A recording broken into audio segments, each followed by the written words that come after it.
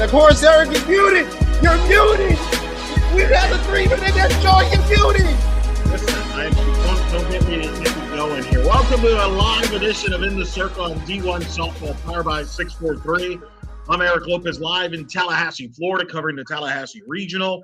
Victor Anderson back in the studios at home there, covering it. We got an exciting show. We got a lot to cover here on a regional Saturday.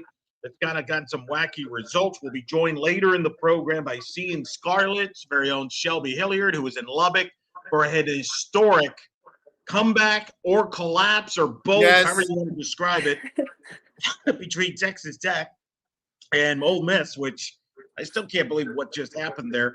Certainly, obviously, we'll have sound from Tallahassee here. It's going to be UCF and Florida State here in the regional final and much more. And joining us there, you see her, former Tulsa Golden Hurricane great, and now commentator, works a lot with my good friend Bruce Howard, doing Tulsa games during the season, and she resides in College Station today, where she watched the College Station Regional, where Arizona State is in the regional final. And I speak of Haley Minot, joining us here for the first time. How you doing? I'm doing great. I mean, this is the best time of the year, right? Postseason softball. It is. Let me start with this. What got you interested in going to College Station for this regional? And boy, it's a good one you picked up. So I'm curious what, because I saw you following social media. You're headed there.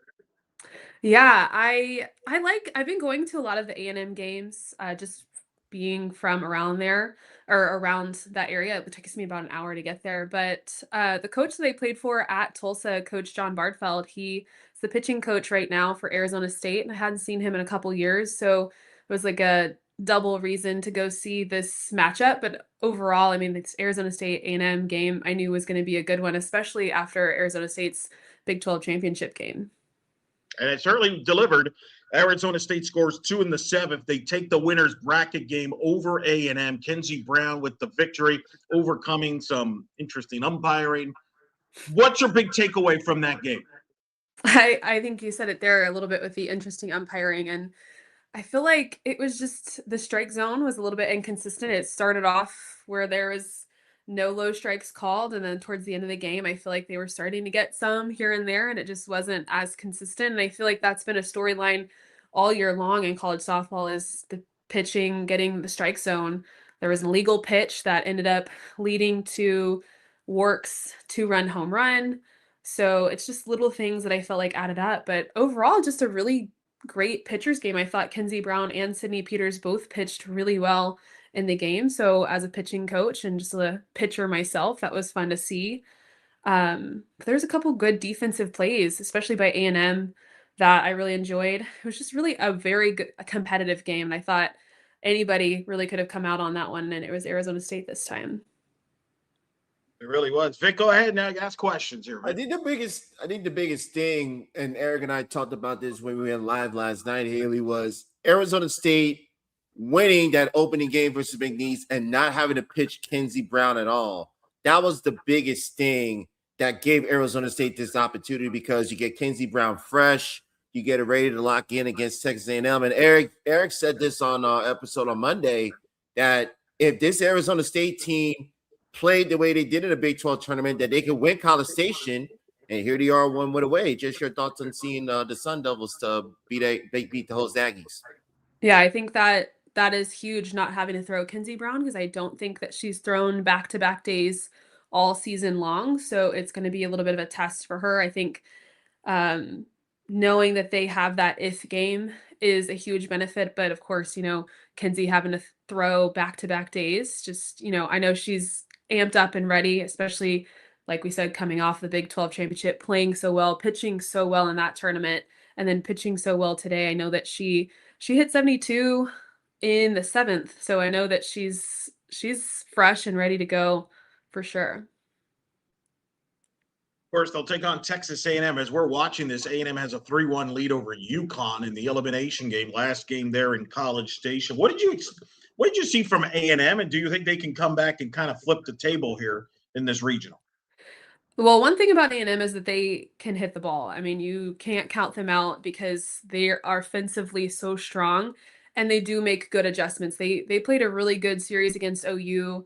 And the bats have really come alive all season long. So seeing a pitcher, no matter the level of pitcher, another game through, and then, potentially forcing that extra game against her, it's going to be in their favor to just try and go out inning number 1 and make Kinsey throw pitches. I think that should be their plan of attack, is just make her throw, foul things off. I don't think that that's something they did well today, where they were fouling things off. I think Kinsey had really good swing and miss stuff today, especially with her off speed. So I think A&M just needs to make that adjustment on her off speed, pick a direction, and just make her throw. And how important do you think it'll be with what Arizona State does? Because LaHupe was the one that got the start Friday night versus McNeese. So this is kind of a game where do you throw Kenzie Brown, and the moment she gets in any trouble, you yank her, throw LaHupe in, and maybe save Kenzie, maybe get the inning, get the lead late, or if it's out of hand, you save her for that game 7 now to go to the Supers. I mean, that's the tough question, right? Where I feel like that's why the coaches make the big bucks on when to make decisions, because I feel like it's so much easier to make that decision while you're watching the game from the stands or at home than in the moment. It's tough because I think Kenzie's earned the right to be out there to get the start, and she's really put the team on her back and pitched really well as of late, especially. And I mean, I say they go with her because they know that, and I would agree, first sign of trouble, take her out, let her reset, and tell her that she has the ball the next game, but just go do what she needs to do to get ready to compete again. And Eric is muted once again. All right, easy there, Vic. Hey, how your softball team do today, Vic? Never mind. That's right. Whoa! So, he was talking a lot, Haley, last I wasn't going to be He was talking a lot. Go ahead, Eric. Go ahead. John Barfield coached you, which is full disclosure. I watched you play. So there you go. I'm now getting to the point where everybody have watched you play. And he basically was retired, came back, reunited with Kenzie Brown. And it was interesting at the Big 12 tournament, talking to Kenzie Brown about him and how he's helped her. She called him, and I'm paraphrasing what she said, he called him a wizard. Yeah. And she talked about this example in the Arizona State game of the Big 12 tournament where Arizona's got runners on. Barfield comes out. He doesn't say a word. It's awkward. And John goes, well, you're obviously not going to do what I'm telling you to do because you're not doing it. So what do you want to do? Basically, paraphrase. You know the man. What makes him such a good coach? He's been successful, and I don't think it's an accident that Arizona State's peaking here with Coach Barfield helping Megan Bartlett out. Well, I mean, that just sounds like a Coach J. We called him Coach J. And so to me, he's Coach J. I don't think I could call him Coach John or Coach Bartfeld, like seriously, but Coach J, that sounds like a Coach J thing for him to say, because he really just does come up with some funny stuff, but you don't expect it because he's usually pretty quiet. And so when he says something, it comes out and you're like kind of caught off guard, but he does it pretty often. I think that what makes him so good is he's just very observant. He doesn't really speak first. He's always watching and just really analyzing things to the smallest degree. I remember my senior year, he didn't really obviously get to watch hitting a lot in practice because while live hitting was happening, obviously there was bullpens going on and I was running around like a crazy person, making sure I could do all three things. But I remember our practice on Oklahoma State's field before my senior year regional. He's watching hitting because we have unlimited time basically for practice. And he's like, like you used to hold your bat up just like a hair higher. Like maybe you should try like pointing it up just a little bit more. See what that does. That's kind of just how he would do it. And I hit 333 in the regional with like 2 home runs and 5 RBI against OSU. And I was like, dude, if you could have told me that sooner, it would have been awesome. But it's just little things like that. And as a coach myself, now knowing just coaching these young girls and young athletes, it really is the little things that add up. And he's so attuned with that aspect that I feel like when you're in a season like that and in little games, it's not a big adjustment. It's just, hey, tweak this. But it makes it really easy to make those changes. What's the biggest thing you want to see from Texas A&M going into tomorrow, presuming they take care of business later on versus UConn? They're leading 3-1 right now as we're going online. What do you want to see from Texas A&M to be better equipped to handle Kenzie Brown, presuming they're going to see her once or if not twice tomorrow if they get there? I think that they play best when they go in like playing like they don't have anything to lose. And obviously tomorrow they have things at stake. So it's tough to kind of pull yourself out of that mindset. But I think that when they've gotten into trouble, they've let the moment get a little bit big for them. And they're just a little bit younger, and that's normal. That's what happens sometimes, and every team's going to fall victim to that. But I think that, they played really great game 3 against UT, right? To avoid the sweep. They didn't have anything to lose. Same thing with OU. They didn't have anything to lose. They go out there and they play like themselves. They play free. They are a really good team, and I think they have the talent to be in the Women's College World Series when they play like that. Let's talk about. I hear your dog now. You told it's good. Tell me a little bit. Tell the audience what you've been up to, because obviously you've gone into the sports broadcasting cycle. I've seen you with Bruce Howard call Tulsa games, but I know you're doing lessons as well. Coach, just talk about everything you've been doing post-playing career. Yes, I do almost anything that you could do with softball. It's kind of usually my answer when people ask me this question. It's hard to explain, but you guys know softball, so at least that's easier. I started with lessons. I really just didn't know after playing like what am I supposed to do? I played softball since I was 5 years old. I mean, I just can't see myself working in an office not talking about softball every day. And my goal since I was 13 years old, when I first really realized that it could be a thing, was to be an ESPN commentator. That was my / professional softball player, of course. But my pitching coach was Amanda Scarborough, and so she kind of really showed me that that dream was even more possible.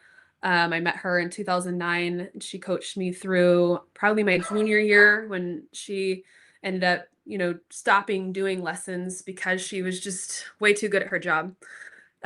So I mean, I from there, I remember I was just got a little bit lost in what to do. I did some lessons, but I ended up calling Amanda again after 2019 when I played and graduated, just I think in the fall. And I just told her, I was like, I really just don't know what to do. Would you be willing to talk to me? Um, and that helped me so much. She's always just been really there for me, and I appreciate her. Just from 13 to today and into the future, I know she's always going to be there for me. But she and I work together now. I help her with her pitching angel. We do the pitching angel experience in December together. Or well, it's her thing, but I help a lot with the behind the scenes, the social media. I really enjoyed social media and doing that. So I do that for a couple other people also in softball. Um, just kind of dabbling all around that sort of realm.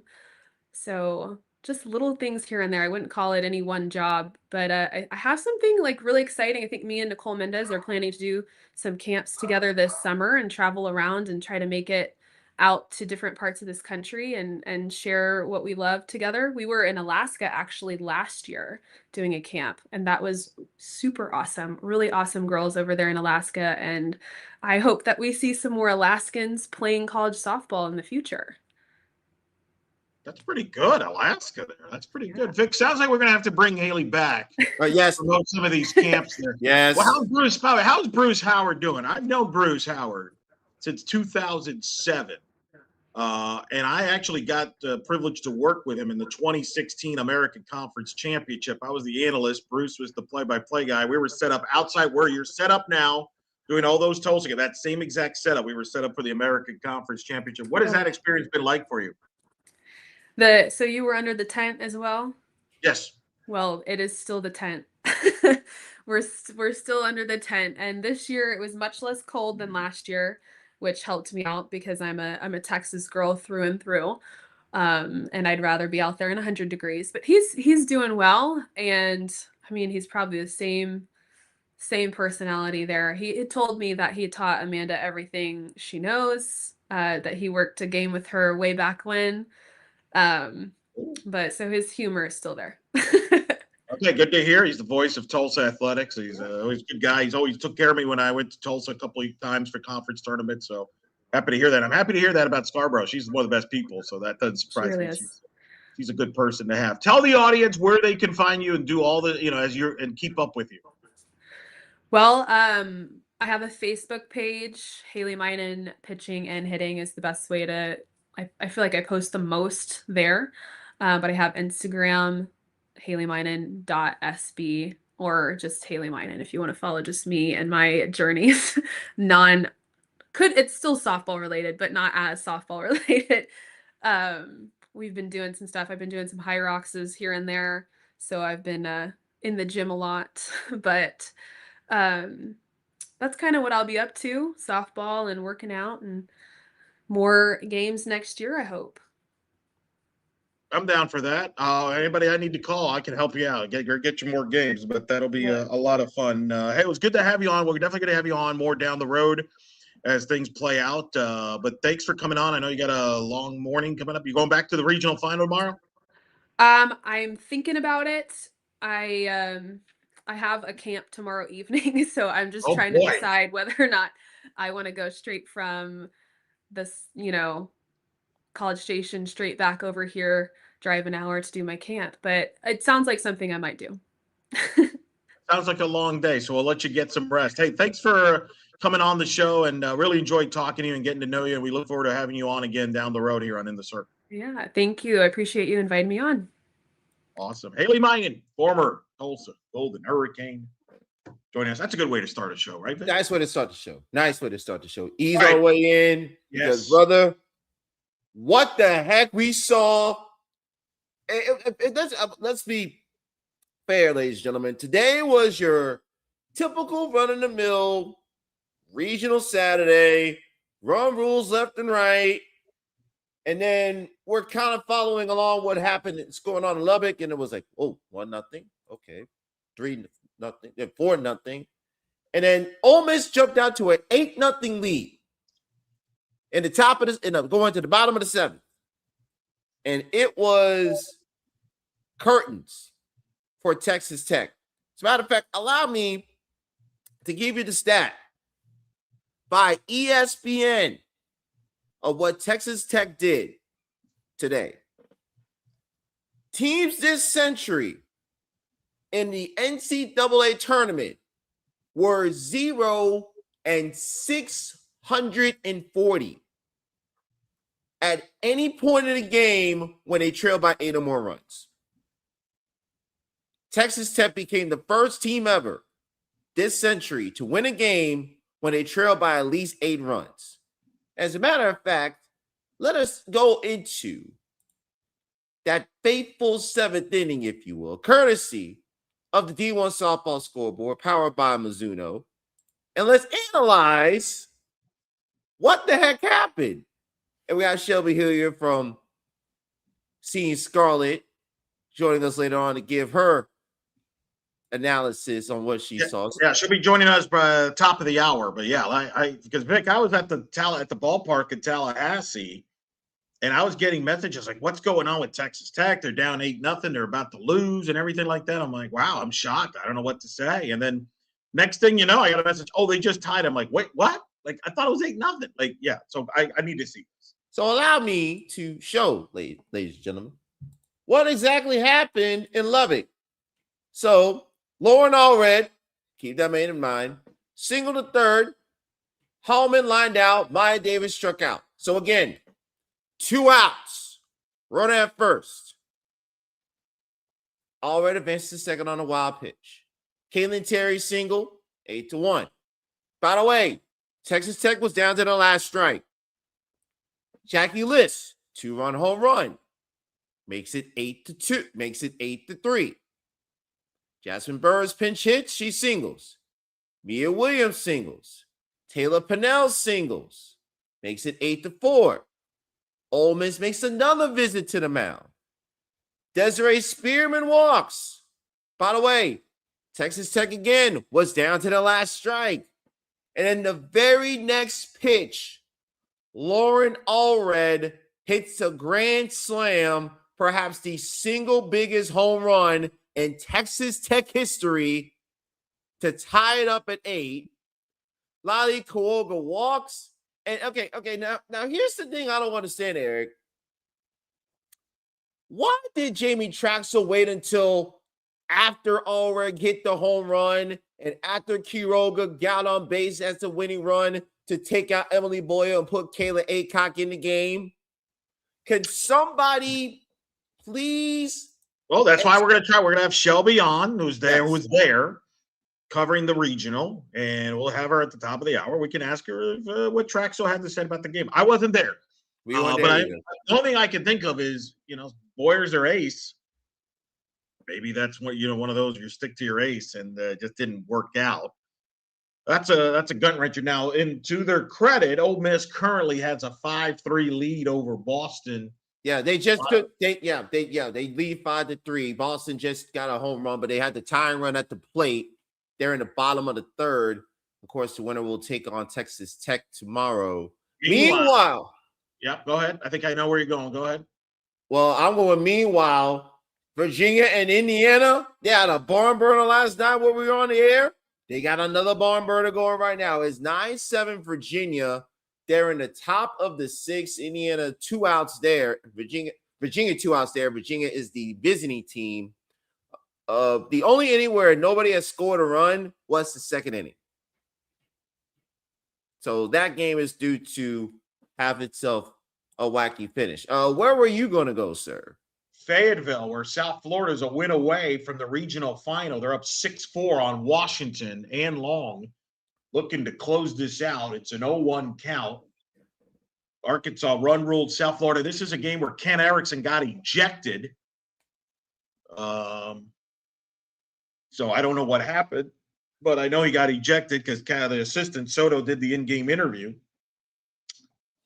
There's a part of me wishes I could go to the post-game presser, which I could, but unfortunately, it looks like the schedule's not going to work out because I think by the time the post-game starts, we'll still be on the air here. But 2 on 1, nobody on, 2 out. South Florida trying to get to a regional final here in Arkansas.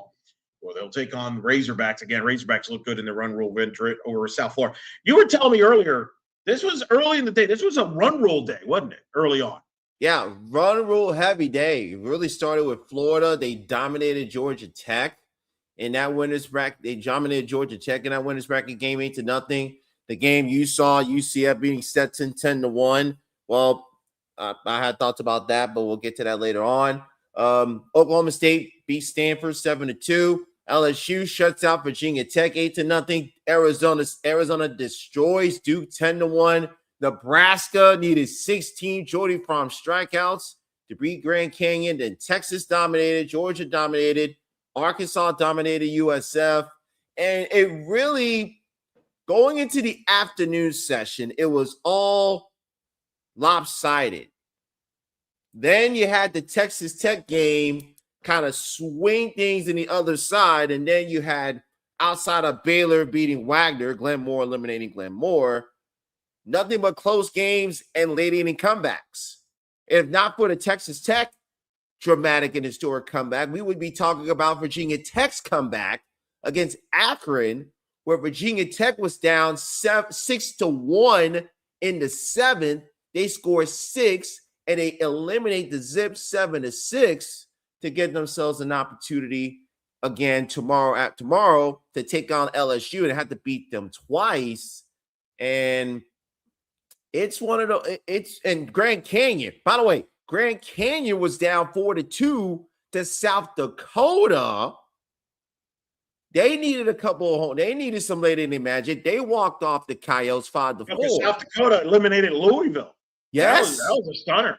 Yeah, Louisville was a very popular pick. I know you had Louisville picked in your regional final in Lincoln. I had Grand Canyon.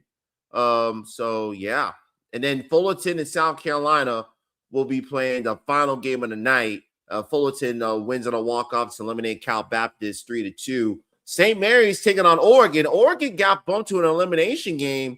Again, Mississippi State. And Eric, you brought this up when the brackets were first released, and you brought this up when we really got in depth. on the episodes this week. Mississippi State staff, they have 3 capable arms. And with Oregon's ace not being available due to an eye infection. Which we did not know, by the way, in fairness. We did not know about this No, we did last not. night. That is certainly a game changer. That shapes and shifts the entire complexity, not just that regional, but the door is open for Tennessee. The door is open for Tennessee, presuming Mississippi State takes care of business, because Tennessee would play Oregon if they met up in the Super Regional 7-10. No, they wouldn't. That'd be Oklahoma. They're paired up with Oklahoma. Oklahoma's paired up with the Oregon Regional. Yeah, that's a 3-14. Yeah, so the quadrants are messing you up. The quadrants. It's been a Saturday that I'd like to forget, to be perfectly honest. Oh, yeah. South Florida has eliminated Washington 6-4. So South Florida will be in the regional final to take on Arkansas at 2:00. A come from behind win for the Bulls without their head coach Ken Erickson, who was ejected in the ballgame on that one. But that Mississippi State would go to Norman at this point. Thank you. My apologies. But nonetheless, that's significant in Oregon. That's a big game changer. I mean, obviously, had we known about the grind situation, I'm curious how that even all happened. I don't even know if anybody knows, but let's say we would have known that like last, Wednesday, Thursday, I would have picked Mississippi State. That's a game changer. Yeah. It's been and let's think about this, Eric. It really started last night when we went up the air. When we last left you, ladies and gentlemen, UCLA was up 7-1 on Cal Baptist. And we, for all intents and purposes, have penciled in the Bruins to go into the winner's bracket game. They would eventually get there, but they had to survive a 10-run fifth inning from Cal Baptist. UCLA was down 11-7, 11-9 in the 7th, found a way to win 12-11 to send Cal Baptist to the elimination bracket. And then Cal Baptist loses on another walk-off to Fullerton 3-2. So Brandon Telesco, his first season in Cal Baptist, he was right there to get to the winner's bracket. He loses on a walk-off. He was right there to get another shot at South Carolina to advance to the regional final. Loses in a walk-off to Fullerton. So a tough way to end your season for Cal Baptist, which was their greatest season as a Division I program. But it's a story of what could have been. Story of what could have been for Cal Baptist. Yeah, UCLA then beat South Carolina, I believe, 7-2. Yep, no drama there. Weird 24 hours for UCLA, but they're in the driver's seat in the Los Angeles regional on that one. And it's just a question of who they're going to play in the regional final. So let's other notables, Alabama beat Belmont. By the way, Olivia Elliott, 3 for 3, a home run, 2 RBIs in the Bulls' victory over Washington. Good win for the Bulls. Good regional final. I don't think they'll beat Arkansas, but hey, good regional final. I don't take for granted. I think that's another good, strong year for Ken Erickson and the Bulls. Yes. And for Washington, another year of not making a regional final. They're kind of still trying to rebuild that program back up. They're up in Seattle. And really not a good Big Ten postseason so far. I mean, you look at Washington just got eliminated. Wisconsin, I don't know what they're doing. Wisconsin got eliminated by Baylor today. Yep. So they're out. Indiana could be out here in about an hour. Oregon could be out. Oregon could be out. Not to say I told you so, but I told you so. The Big Ten, not a great league this year. And it might come down to UCLA, Nebraska to carry the flag. For the league moving forward. I mean, Michigan still has a shot, but they would have to hang on to beat Kansas. Well, that's good. I'm glad you called that because Kansas is making a run. It's 9-7 Michigan in the 6th inning. This was the type of game I was expecting between these two teams. Not the one we got last night, which was a pitcher's duel. Kansas just got a walk. The bases are loaded with 1 out in the 6th inning. 9-7 Michigan lead, but Kansas threatening in that ball game. Meanwhile, Boston has the bases loaded with 1 out in the 3rd inning. 5-4 lead for Ole Miss over Boston. And Jamie Traxel is coming out and might make a pitching change. Just reporting what I'm seeing. Yep. That's all I'm saying. I'm not saying another word. Taylor Smith is in for Virginia in the bottom of the 6th, as Virginia has a 9-7 lead over Indiana in the 6th inning. The winner will play Tennessee in the regional final tomorrow. Ole Miss and Boston, the winner of that game, and this game might still be going on by the time we go off the air. Who knows? They will take on Texas Tech. Oregon is warming up as we speak with Amari Harper. They're showing Amari Harper here. There's not been a word, Brian, as you mentioned earlier, reportedly not available. Yes. Which is so surreal. So surreal to hear that. So they're going to play here in a little bit later. So Ole Miss is making a pitching change. They're only in the bottom of the 3rd in that game, by the way. So that's kind of wild.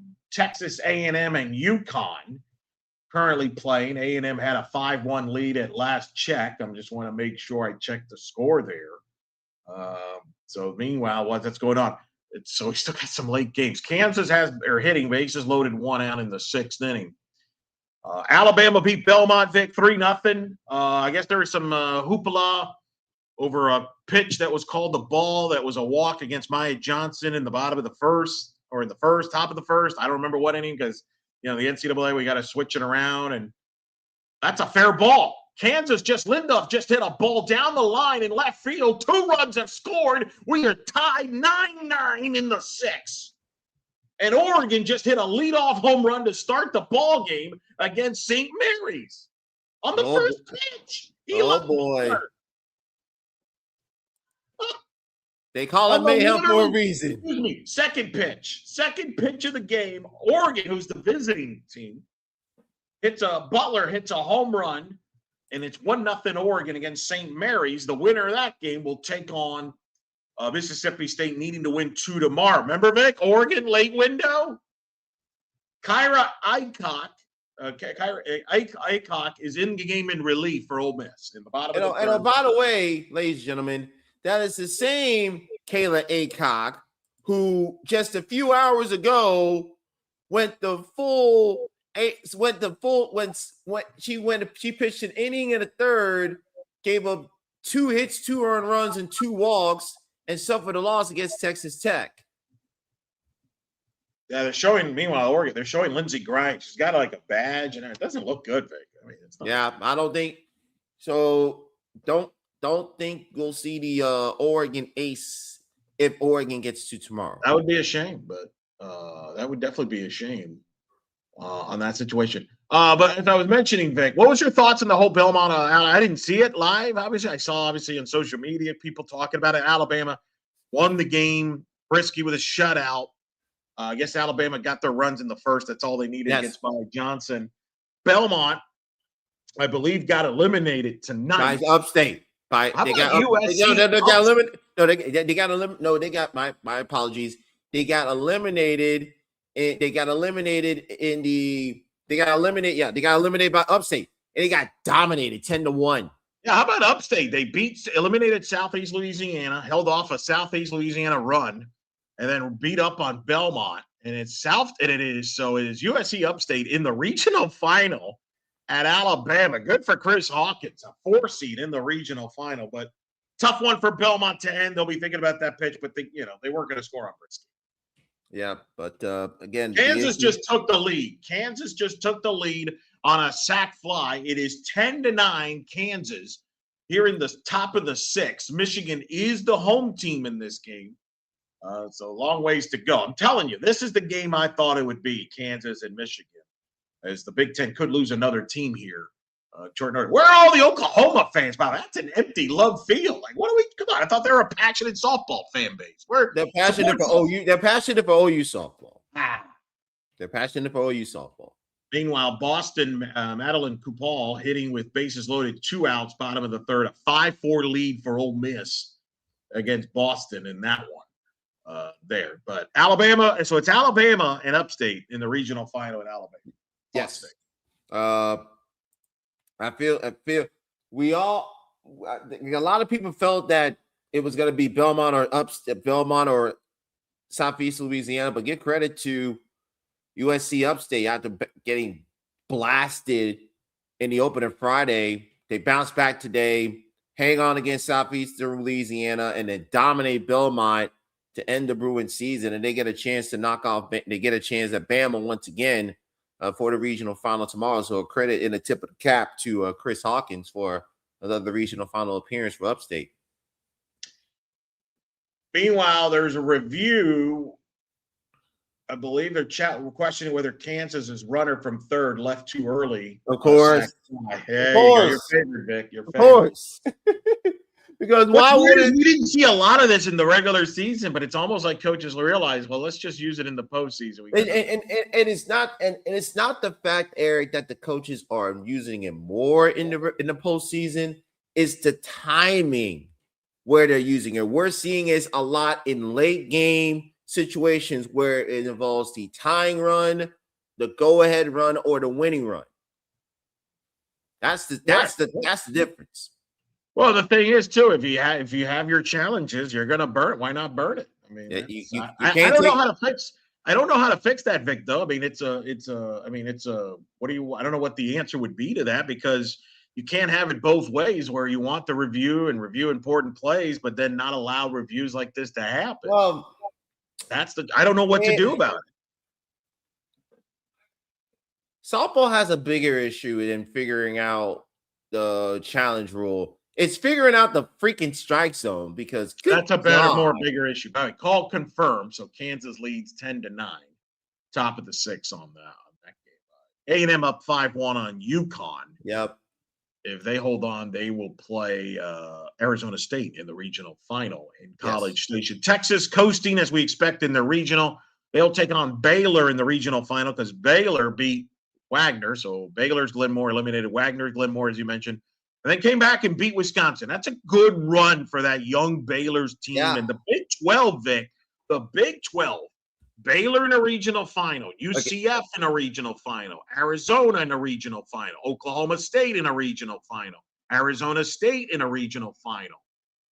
Kansas here out 1, trying to get to a regional final, and Texas Tech is in a regional final. If Kansas can hold on here, Vic, all 7 Big 12 teams would be in a regional final. Wow. Remarkable. It means more there too, guys. Means more there too.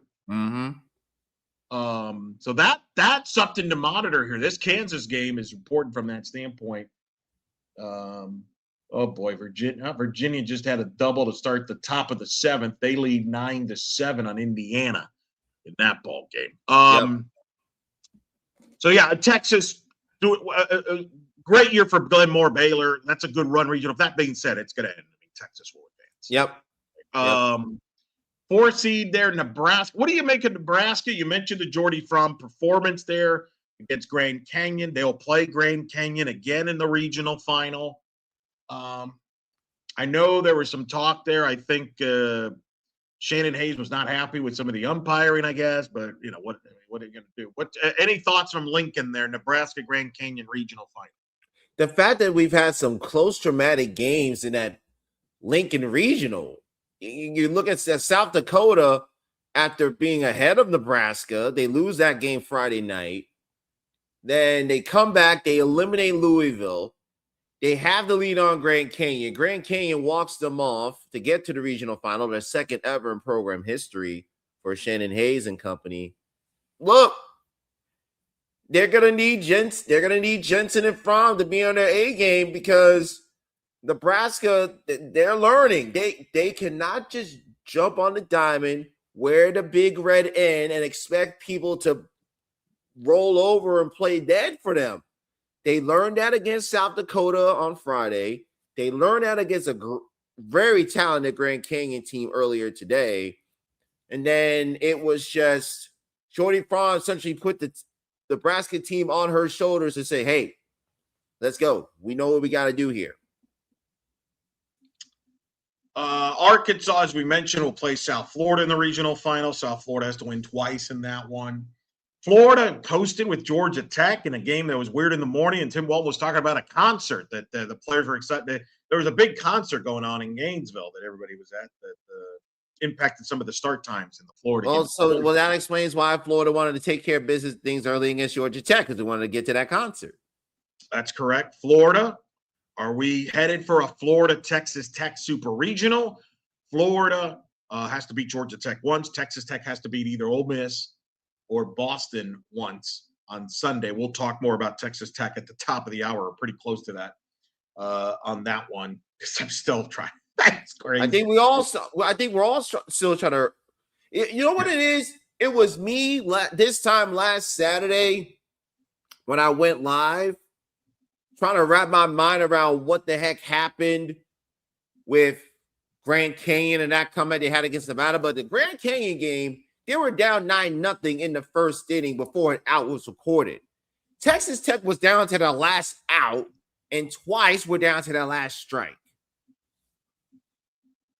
By the way, interesting stats. The SEC so far 21-3 in the NCAA tournament. The Big 12 is second in the Big 12 tournament. I believe they're 13-2 now. Ooh, so Big 12 has a better winning percentage. Darn right they do. Mentioned Tennessee. They took her. They're going to play either Virginia or Indiana. The winner of that game in the regional final in Knoxville. UCLA out west, a win away. Will they play South Carolina in the regional final? Will they not? We'll see. And then Tallahassee, Vic, where I'm at. This was not the most interesting day. We had three games that really was kind of one-sided. 2 run rules. UCF run ruled Stetson 10-1. They're in the regional final, second time for UCF ever to go 2-0 in a regional. The only other time they did it, 2022 at home. And we all know how that ended. Correct. Florida State run ruled Jacksonville State 11-0 in that game. And then the last game, Stetson, I thought put a fight in there, got a chance to really get back in it against Florida State. And it was a bases loaded situation. I believe the score might have been 7-3, something like that. But Edmondson just grounded out, couldn't get that big hit to get the swing back. They dug themselves a hole on that one. So it'll be Florida State, UCF. UCF only needing to win one on the regional final. Florida State only needing to win twice. I want to talk about both Stetson and Jacksonville State, though, first. Starting with Stetson, who I think had an incredible run, beating Florida State to put FSU in this situation that they're in right now.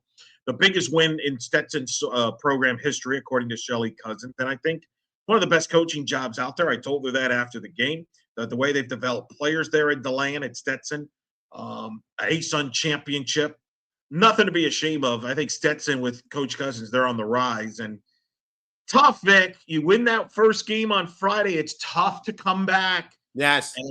And we talked about it last night. UCF had more arms than Stetson, and it showed when UCF decides they're going to throw Ava Stewie, who Stetson had not seen at all. Mm-hmm. Whereas Stetson, you're down to your options of going back to, Arnold and Braswell, and UCF was ready for it because they were experienced on that. Aubrey Evans with the grand slam, and it was all from there. And then they tried Temple against FSU. That didn't work. I thought Arnold pitched pretty well, but I don't know if it would have made a difference. But a heck of a year for Stetson. It's one of those things where, and I kind of was thinking about this before we went on the air tonight. One bad day cannot define a season full of great moments that Stetson had. 37 wins, most for a Stetson team in over 20 years. First ASUN championship since 2014. You win the regular season and the tournament for the first time ever in program history. Oh, by the way, Stetson had the best record in the conference, even though they were the 2 seed of the ASUN tournament. You had the player of the year, Nicole Edmonston. You got the coach of the year in Shelly Cousins. Arianas Garcia. Her star is going to rise. Amber Chumley. This is a Stetson team that if the majority of those pieces can stay together for 2027 with another strong recruiting class, maybe you add an arm or two in the portal, this is a Stetson team, and the new look ASUN could be the preseason favorite in the conference. Let's think about it. Yes, you have to replace an Amy McLaren, who is the captain of your outfield. You have to replace Giannopoli, her gold glove caliber defense. in right field. So that's 2/3 of your outfield you had to replace. And also you had to replace a veteran arm in Caitlin Kolzitsky. But one thing that Coach Cousins has, she has depth, she has talent, and here's a name to keep in mind that did not play at all this year, Madison Conway. She was a talented standout at Santa Fe College, did not play at all this year. So you consider you add her into the fold for 2027 with the new recruiting class, a couple of transfers, and the rest of these players back. Stetson will certainly be a force in 2027.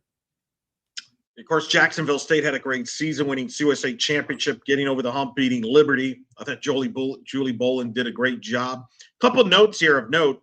I spoke to the athletic director at Jacksonville State. They're ecstatic with the job Julie Bolin's doing as an alum. I think she'll be taken care of. I have a feeling. And I did meet the Stetson athletic director, and pretty confident. Yeah, I'm pretty confident that Shelly Cousins will be taken care of this offseason. Yes, as well, rightfully so. Rightfully so. On that one. So salute to both. Heck of a year. I think Jacksonville State, man, that UCF loss just took a lot out of them. And I just didn't think they said that was not an excuse. But again, it's hard when in that region when you play such an intense game, an emotional game there. And being so close as Jacksonville State was, yes, like they were, being 1 out away. And also, if you're Stetson, you're coming off the biggest win in your program history. Oh, by the way, we got an update. Michigan just retook the lead. 3-run homer, yeah, 12-10 Michigan, bottom of the 6th. Thank you, Glenn, for the update. We appreciate that. We appreciate all you hanging out. This was the type of game I was expecting from these two, not the one we had last night. But as you were. But again, good run for both of those teams to go there. No question about that. Georgia, by the way, taking care of business. They'll play Clemson in the regional final. I think Georgia wins that one. Yeah, I don't know if Clemson has enough to force a game 7. I don't think they do. Yeah, maybe. Oklahoma State beat Stanford, so they're in the driver's seat with Ruby Malin against the Cardinal in the regional final. We'll see how that plays itself out, but a good start for Oklahoma State in that regional. As well, LSU took care of Virginia Tech. Virginia Tech very lucky to beat Akron, quite frankly. Yeah. They live it out. ACC's kind of been a little shaky as well, from what I could tell in this regional. Duke needs to win twice on Sunday. Virginia Tech needs to win twice on Sunday. Florida State, needs to win twice on Sunday. And then presuming that Virginia hangs on against Indiana. By the way, they're up. Time run is aboard. Time run is at the plate. In that game of the set, nope, not time runs on board. Virginia's a home team. Road team, excuse me. It's been a long day, ladies and gentlemen. And presuming Virginia advances, Virginia will have to win twice to advance to the Super Regional. So, right. Ole Miss just hit one of the warning track for the third out with the bases loaded. So it's still 5-4 Ole Miss over Boston. Yeah, but to your point with Jacksonville State, 45 win season, you break through in Conference USA, you beat Liberty to get to the championship, which I'm sure was when we had Coach Bolin before 2026, and she said that was the focal point to get back to the championship game and finish that job. And they did that in dominant fashion, beating Liberty, and they go on to the regional. And then it's so tough, Eric, as a team, 2 scenarios: to have an emotional high beating a top 10 team. By the way, that win Stetson had against Florida State yesterday, the first ever ranked win against a road team, a first ever road win against a ranked team in program history, took place yesterday. But there are 2 scenarios that are tough to come to get back up again. One, a win against a top 10 team in their home park. That's Stetson.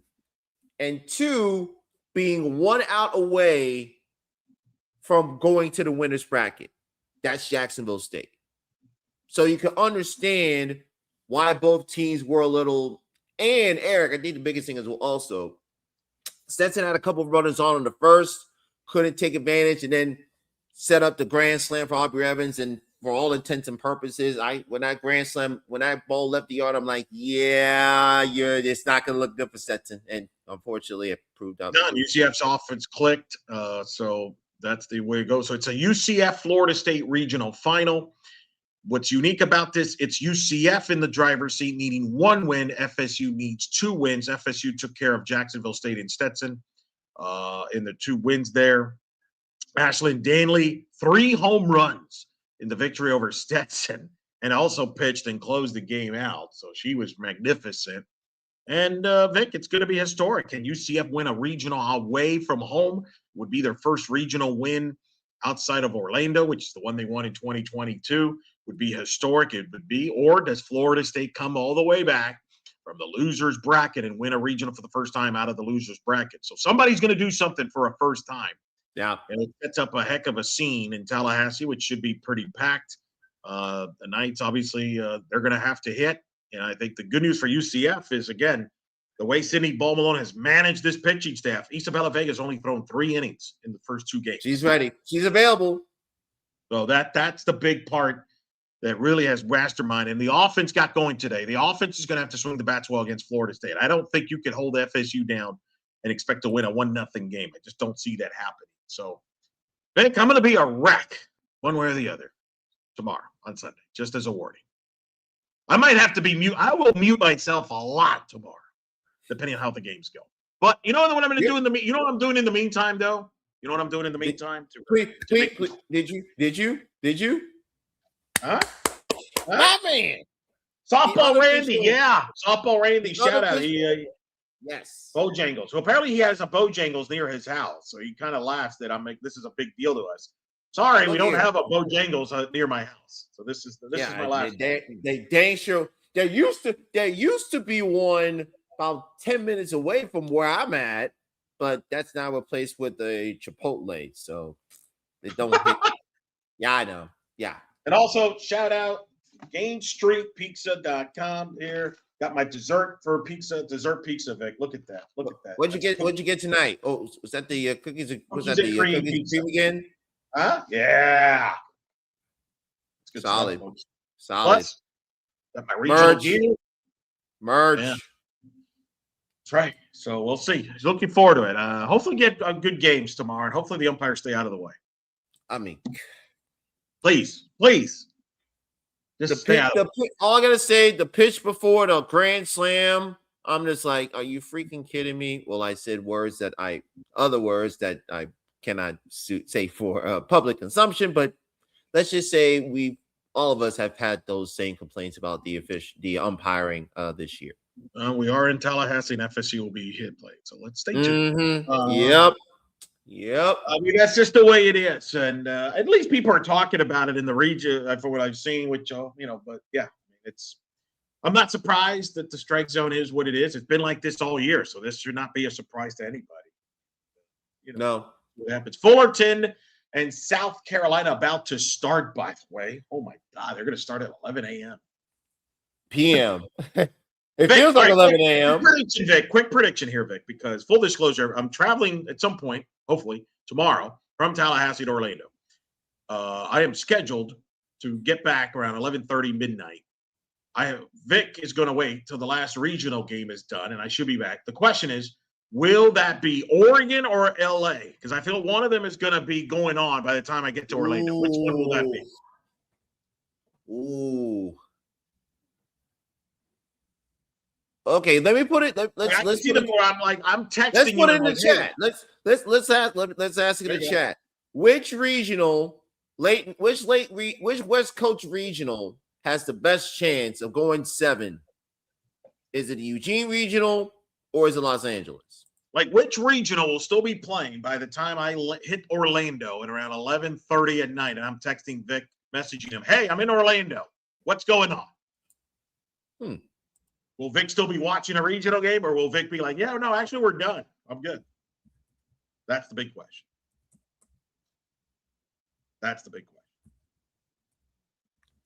Well, I'm gonna as I put that question in the chat, Mr. Lopez. One regional that I don't think will go 7, but it felt like it went 7, 8, 9, 10, 11, 12.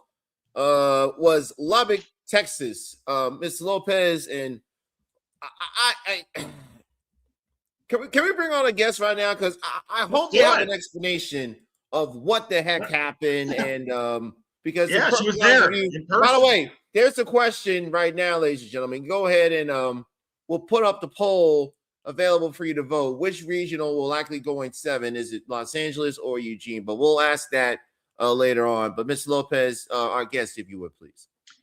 Yeah, she covers Texas Tech athletics as well as anybody in the industry, folks. We've had her on many a times over the last year or two, and really a couple of years on In the Circle on D1 Softball Podcast. We've hung out the last couple of years of the Big 12 tournament, and she witnessed one of the most historic regional comeback in the history of the sport. She gets to say she was there in person. That's seen Scarlett's very own Shelby Hilliard, who has a lot of hats that she wears. We'll just use Seeing Scarlett for this one because that's tradition unlike any other. How have you recovered? What the heck did you cover today? I don't know. I still don't know if it's real life. Like, if people weren't talking about it, I'd be like questioning myself if that really happens. That was insane. I mean, 1 in 640. So yeah, it's never happened before for a reason. And it was just pandemonium in the ballpark. And I'll give the fans credit. Those fans believed, man. They were chanting Raider power before the start of the 7th inning. We're down 8-0. Chanting Raider power is Lauren Allred, who started the inning. People forget. She had the grand slam, but she started the inning with a hit. And she's getting that as they're chanting Raider power in the background. And then there's 2 outs, and then they get all the runs with 2 outs. So it was crazy.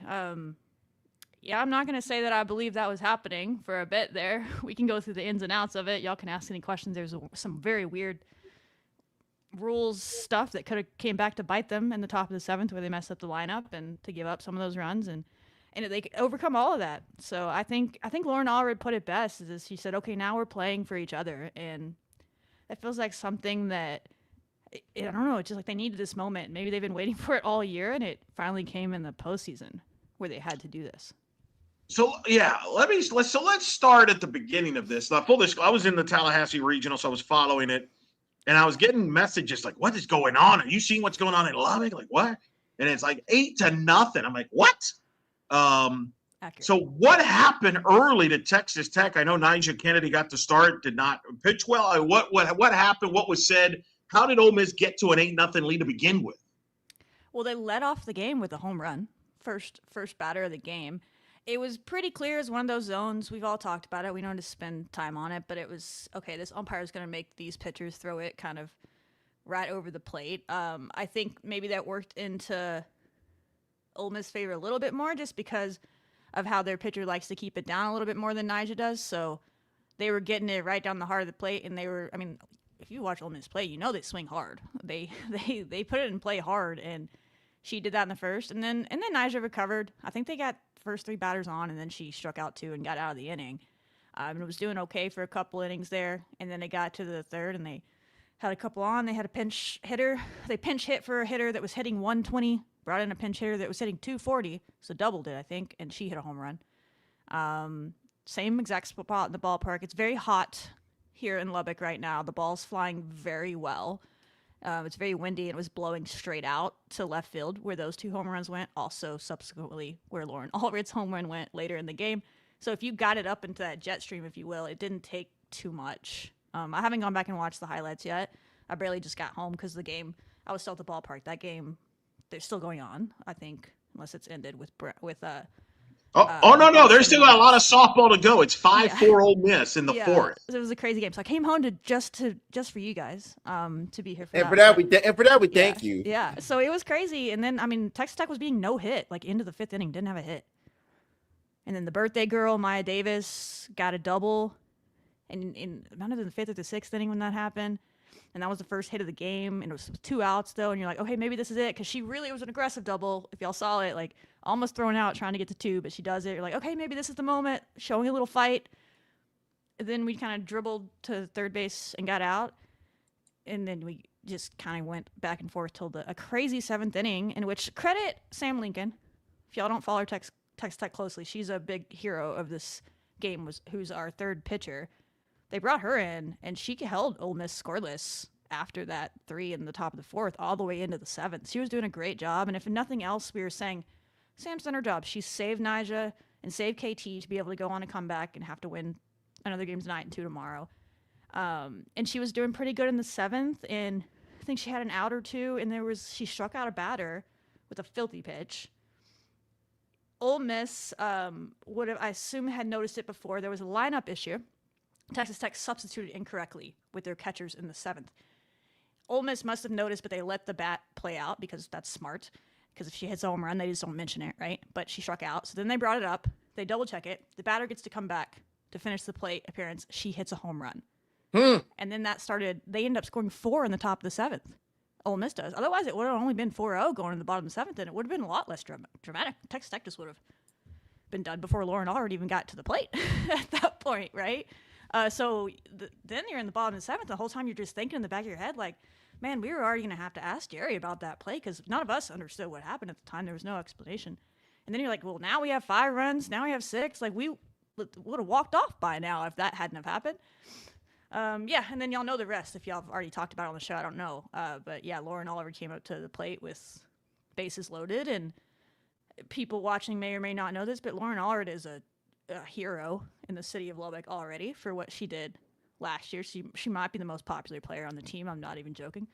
She gets a standing ovation every time she pinch hits. Shelby, wait, Shelby, what did we discuss last week in Oklahoma City? Who was the player I kept bringing up? I'm like, she needs to be in the lineup. I was talking to you and Shelby Rhodes, a great TV sports anchor there in Lubbock.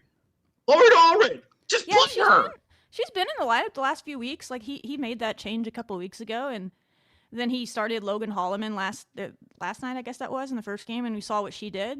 She set a record for stolen bases in a game, and so Lauren didn't start today, but you know how softball is. She had 4 or 5 plate appearances. She hit every time through the lineup. She was pinch hitting or coming in for somebody. So yeah, she's just clutch. She's clutch. She had the sac fly against OU. That's why Texas Tech fans are obsessed with her. And everybody in that ballpark, I'm telling you, they all knew when she stepped up to the plate, like, oh my gosh, we're really about to tie this. And Glasgow said that in the post game. He said, I think all of us in the dugout knew when Lauren stepped up to the plate, like, we're fine. Like, it just, there's that trust in her, and just because of what she's done. And there was a feeling, I know that might sound silly, but once it started going in that 7th inning, it just felt like, oh my gosh, Texas Tech's actually gonna do this. Even when they gave up a run in the top of the 8th, I was like, 1 run? They just scored 8. Like, that seems like light work now. So it's insane. I feel really bad for Ole Miss. We'll see if they can bounce back. I know they're up right now as it's going. I mean, it's just a tough way to lose, but they were pretty composed in the post game, as composed as you could be, knowing what just happened. Well, and that's what I wanted to ask you about. Yeah. A lot of questions about Jamie Traxel and not making a pitching change in that inning, which, as you know, you work now in the media side. That's what we do. We second guess when things don't go well. Of course. What did she say about that, and what's your reaction to that? Should she have pulled the pitching change sooner, or is it one of those things that, I mean, she was going with her ace? What did she have to say? She said basically what you just said. She's going with the player that got us here, and I think can you really blame her when you look what the people did that came in after her? They threw 10 straight balls, maybe 12. They walked 2 straight batters and started the 3rd. Aycock came in there, and it was just like not going well for her. And then Witten came in there, which just, I mean, she had barely pitched. She gave up the hit to lose it. So I think the coach probably knew who could handle the moment, and she was hoping that it was going to be Boyer could just find one out with, that many runs to play with. So yeah, that's what she said. She's a player, and she said we had people getting warmed up and ready, but kind of just going with the player that got her there that we trust, and that was kind of the coach speak of it. But it's easy to second guess because in the moment you're thinking it, but I saw what those other pitchers did, and they were not prepared for the moment either. Now maybe this is major hindsight. Maybe if you put them in at the start of the 7th before the craziness happens, then they're not thinking about it. But like once it was already there, I mean, I'm assuming that she just knows her players and was like, they're not ready for this moment, and then she was forced to do it. Because, I mean, Boyer had a great game. I feel terrible for her, but she was like 160 pitches. She was done. Her arm was like jelly. It was over. She couldn't get it and couldn't spot it anymore, and the zone was tiny. And once she wasn't able to keep it down and it started eking up on her, Lauren already got a hit, got that pitch to hit, and it was over. So softball, like baseball, is a weird sport. I mean, Texas Tech was hitting it pretty hard a lot of the game, but they were making diving catches in the hole and great defensive plays. And then all of a sudden in that 7th inning, they were hitting it hard and it was finding every single hole on the field. And then Lauren and Jackie Liz, give her credit too, who kind of started the rally earlier in the inning, had a home run in that same inning too. That's pretty good. We got people in the chat here, Vic, disagree. They're just as disagree. There's multiple opinions. There's people that agree that pitching change would not have made the pitching change. In fact, one of them said, I think the timing not only 10 straight balls, but all were in the dirt, apparently. Yeah, one went to the fence. They were not close at all. And this umpire was, like they all have been this year, tiny little zone and kind of all over the place all game. But Boyer was handling that pretty well. She still had 7 walks herself, but oh my God. It was don't get me started on the umpire, but you can't complain about it as Tech because Ole Miss had the same umpire and they were handling it, So, but yeah, after seeing what the other ones did, if she knew her players in the way, like, hey, they can't handle this moment, so like, let's hope that Boyer gets us out of it. She didn't say that in the post game, to be clear. She said, I trust my players, and we have. No, I can see that. And listen, Jamie Traxel's been to the World Series twice. Yeah. To two different programs. I mean, she knows what she's doing. And in fact, right? You agree? You feel like, hey, just get it out. Just get it out. Yeah. Get out of there. And maybe if she knew the historical, knew Lauren Allred the way that Texas Tech fans knew Lauren Allred, she would have made a change. But not everyone knows the clutch gene, and just the absolute worst player that an opponent would want up to bat in that situation. Mm-hmm. I'm telling you right now. Vic, what do you got for Shelby? Yeah, go ahead and ask questions. And I think you brought it up. 1 in 640 in instances with teams trailing by 8 runs at any point. Not just in the 7th inning, but at any point in the NCAA tournament this century. And Texas Tech did that. But how does this moment galvanize this team going into that regional final tomorrow and potentially, if they take care of business, going to Gainesville for super regionals against a Florida team who, again, SEC tested, has a strong arm and has strong offense just like Ole Miss does? Yeah, I mean, I said it earlier. It's like this kind of is the moment maybe they've been waiting for this year. The closest game they've had in this way would have been back at the very start of Big 12 play in the Arizona series. They got kind of their butts kicked in game 1 and got run rolled, and they were down 5-1 early in the game 2, and they came back to win that game, and then they run ruled them in game 2 after being down 5-1 and run ruled them in game 3. And you kind of felt it then.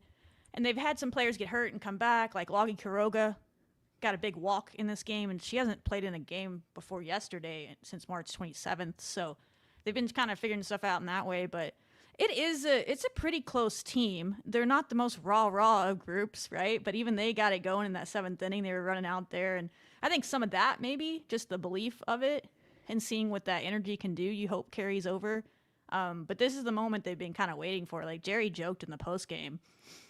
He opened his opening statement saying, yeah, I told the coaches this morning we struggled coming back against teams, so we're going to get down 8 on purpose. Let's go to the 7th inning, and then we're gonna come back to win it. And he was joking. He was like, some point in the 6th inning, I think I was questioning retirement.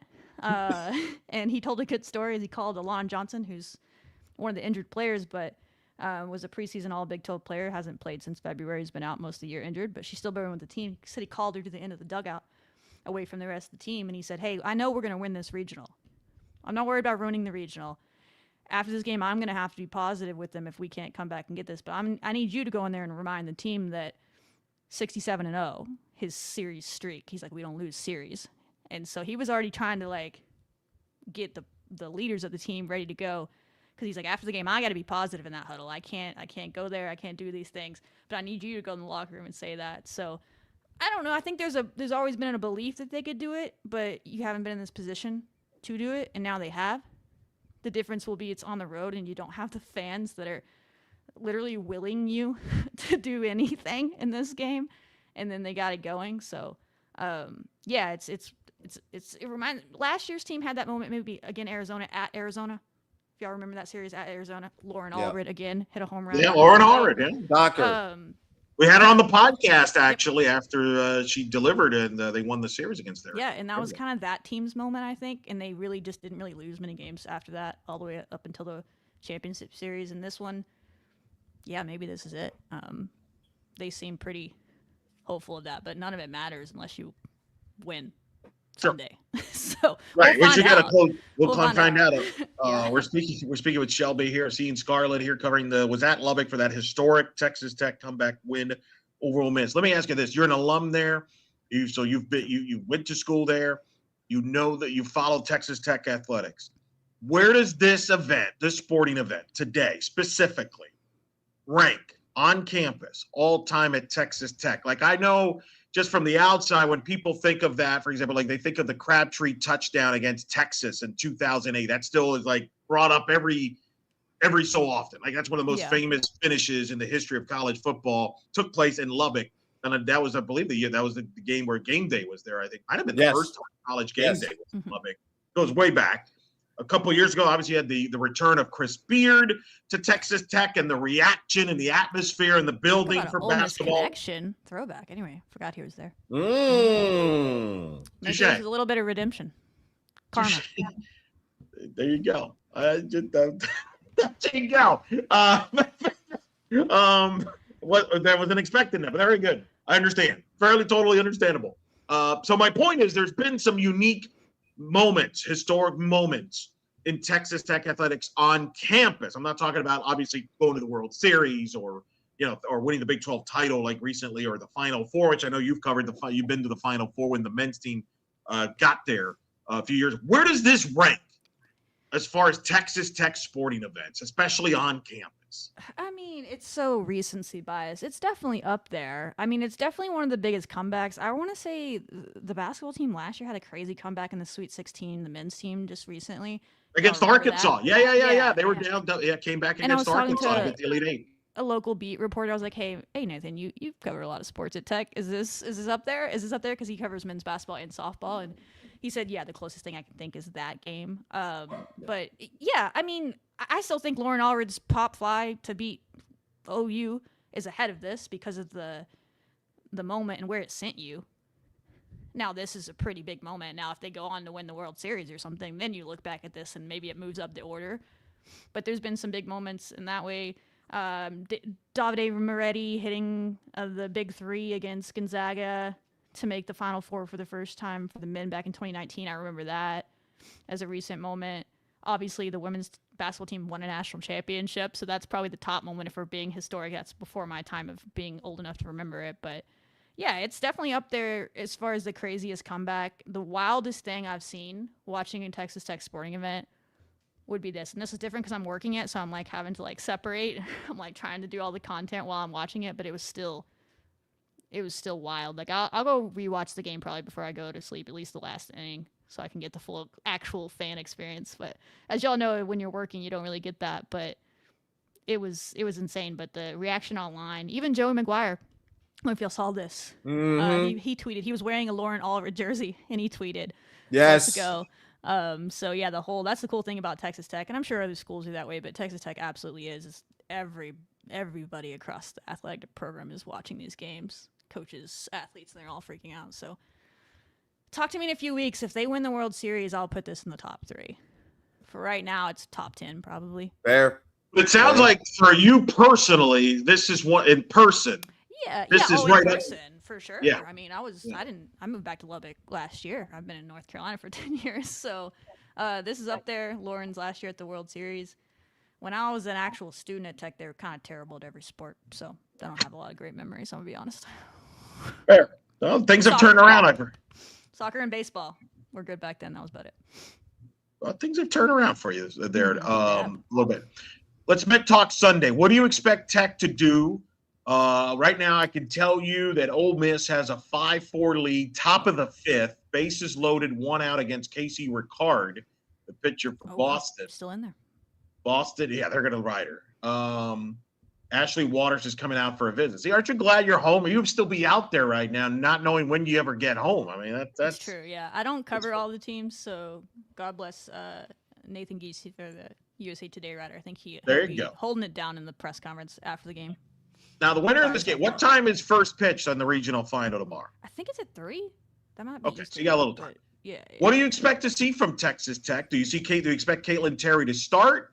What do you expect them? And again, if right now it looks like it could be Ole Miss again, which again, credit to Ole Miss if they could pull this out to bounce back after that type of loss. What is Texas Tech? What do you expect to see? What do they have to do better? Close this out. Yeah, I would probably expect Caitlin. She didn't pitch today, so that would be my guess. And then Nyjah will be ready to go. Nyjah worked her way back into that game. I don't know how warm she was, but she was like, "We gotta let me back in." So she was out there again to end that. But yeah, just start quicker. That's simple answer. It's not a very. I always say softball is a very difficult sport, but it's not like hard. If that makes sense. Like it's not rocket science. Like it's a very difficult sport to hit a round object with a round object, but it's pretty straightforward. Is have good at bats, move the runners, and score more runs than the other team. When it comes to pitching, though, maybe I haven't seen the stats if Ole Miss struggles with lefties a little bit more. I asked Ole Miss coach after the game because they were hitting Nyjah pretty well, and she said, "Yeah, we kind of compared her to some SEC team or SEC pitchers that we felt were the same and used that tape because we hadn't seen her, even though they did see her last year in the World Series, but completely different team." I don't know what SEC pitcher is like Caitlin Terry, so probably they're doing the same thing. But yeah, I think just carry over the momentum and do what you do. I don't think there's a lot of matchup things, and this is not like basketball to me. It's like softball. Go be yourself, and you're gonna win if you believe you're the better team. As cheesy as that sounds, so just carry over the energy. Like, they didn't have a lot of energy once they got down. Now they believe that. Carry it over. Show the patience that you showed and see what happens. They didn't play poorly, really. There's a lot of really good defensive plays, which was great to see. Pretty much the entire roster got into this game at some point in the game. And so they were all used. But yeah, just play your softballs is what they really need to do. Nyjah really wasn't even all that bad. They just got a hold of 2 home runs. And then she came in, I think, maybe a little cold in the 8th, but she settled in and locked it down to get it done in the end. But yeah, I don't have any grand thoughts. It really wasn't a lot that you could change. I don't think. Don't throw the ball up in the zone, but they're rise ball pitchers. So what are you gonna tell them? Maybe he'll trot Sam Lincoln. She's a draw ball pitcher. That could have been why she had success. Well, and I just want to see this. What I want to see, I think knowing Jerry like I do, and we've known Jerry. We've had Jerry Vick. How long we've had Jerry on the show? A decade? At least. Yeah. Going back to when he got the Louisiana job. That's how far back we've gone with him. And there's a part of him that's frustrated. Probably he's frustrated that this offense, why do we have to wait till the 7th inning to click? You know what I mean? And 2 outs. Yeah, right. No, can we not do this a little earlier? I don't know if that's been brought up. What has he said about this offense? Well, he said that today. Like I said, that they struggled coming back in games. They just haven't been down a lot. But this was a similar game to the Arizona State one, where they kind of tried to rally in the 7th inning. It just didn't go the same way. But they got a couple hits, or at least one hit in that inning. It's weird. The talent is there, but sometimes they're just not putting it together. But it's usually just when the other team scores first. When this Texas Tech team, and I don't say this just because I know I'm an alum and all this, but I would say this if I was covering someone that didn't know Texas Tech as well. But when this Texas Tech team plays loose, I just don't know that there's anyone that can beat them out of maybe 1 or 2 teams. If they also played loose at the same time and they just went back best for best. The talent on this team is obscene. So just 1 through 9 talent-wise, Well, let me ask you this: you said when they play loose, do you feel they play tight? Do you feel like sometimes when they get down? Yeah, that's the one way to beat Texas Tech is to get ahead early and hope that Texas Tech doesn't have the fight in them that day. That's been their only way they've really lost. They've lost 6 games. We were shut out 4 times, and that's been pretty much the recipe. Is just hope they start pressing a little bit. I think this game helps them with that. Everybody can tell you how good you are and all the things, but until you go do it yourself, I'm a big sports psychology person, not to go on a ramble, but that's where I got my degree in at Texas Tech, speaking of Texas Tech. So, like, I think there's a mental aspect to it. This physical tools are outrageous. Like, I don't think there's anything physical or approach-wise. I saw some big moments of growth from people that had struggled in big moments previous games. Like, Desi Spearman got a big walk. She had a good at-bat in previous games in these similar situations against Baylor and others. She had struck out. So there was definitely some people that were showing some signs of growth in these kind of big moments. And then Taylor Panel has quietly been really big in the postseason as well, which is what they brought her here to do. So she's been huge, and Mia had a big at bat. So yeah, just be them and don't tighten up. Could use a little more energy. If I could, just the mental side of it. There's just sometimes not a lot of energy in that dugout, and maybe that's just how they are. But they started chanting and doing all the things in the 7th inning, and then they scored 8 runs. Like, I don't know. You'd have to ask them if that really helps, but I tend to think it does a little bit, is to at least trick yourself into believing you're not getting no hit. Do we need to fly Vic? Vic can provide it. Vic's full of energy. He can provide energy. This team has a lot of energy. They're hilarious. It's just like they have a very professional approach to everything. And so sometimes you just want to be like, hey, you playing a kid's game? Go have fun. And when they do that, good things tend to happen. All right. Maybe we can give them some of those Stetson wigs. Vic, what can you set her up? You send them over. Oh, wait, hold on. So here we go. I think we know what's coming here. This is like a league course. There it is. Oh, there we go. Hi. Last time I get to wear a wig like this. Don't you owe? Does this pay? Are you paying Shelby off a debt? Didn't you owe her some? No, debt? no. This is a separate debt. Yeah, I don't think you've ever done that. Yeah, what was it? The school song? Or Well, Raider we Power? were supposed to make arrangements on me paying off this debt I owe to you. Things got a little crazy with the transfer portal, as everyone knows. We got a little busy. Oh, really? I mean, I know y'all made some news in Lubbock with the transfer portal. I didn't think it got that crazy, but I am one person. It was busy. No, I think your bet was simply to start a Raider Power, so like you could do that on this broadcast. Well, when Texas Tech, here's what I'll do. Rebet. Here's what I'll do. Whenever you preview the Super Regionals, I will be on the podcast. Knock on wood. Knock on wood. Presuming they take care of business. By the way, Ole Miss is leading 9-4. Yeah, they just hit a 3-run homer in the top of the 5th, so it's 9-4. Yeah. Not to interrupt you, but I'll say, is the Ole Miss, the player that was in there, super confident. She gave me a look that they were going to win their game, like unfazed. Taylor Melvin or whatever. Melvin's got a ground out. Looks like it was on a review but the call stood, and then Kennedy Bunker just hit a 3-run home run to break the game open. That should do it. Yeah. Yep, that should do it. So the deal is, knock on wood, Texas Tech advances to Super Regionals. I will appear on your next episode of Team Scarlet, and I will start a Raider Power chant. All right. We have an agreement here? Yeah. Okay. You two have your contacts. We can make this happen. We usually record on Sunday nights, but we could get you to send it in separate if it came to for business. Well, I'm going to be up Sunday night / Monday morning. Actually, anyway. This Sunday night's the perfect time to get him. He's going to be waiting until I get back from Tallahassee. And I don't know what mindset I will be in, Shelby, but did I the do Big want 12 they did good today, right? Yeah, well, you read my mind. I saw Arizona State won, Arizona won. 6 of the 7 Big 12 teams are in regional finals. Kansas, unfortunately, did not hold on to the lead against Michigan, lost 12-10. So they're eliminated. They're the first Big 12 team to be eliminated in Norman. But otherwise, Arizona State's in the driver's seat in College Station, a 1 win away. Oklahoma State, who beat Stanford's a win away.